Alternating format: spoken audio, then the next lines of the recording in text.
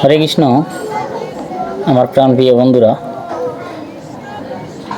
হাতে কি আপনার সময় আছে এই মধুর হরির নাম শোনার জন্য? একবার মন থেকে শুনে যান, কত সুন্দর না গাইছেন এই হরির নাম।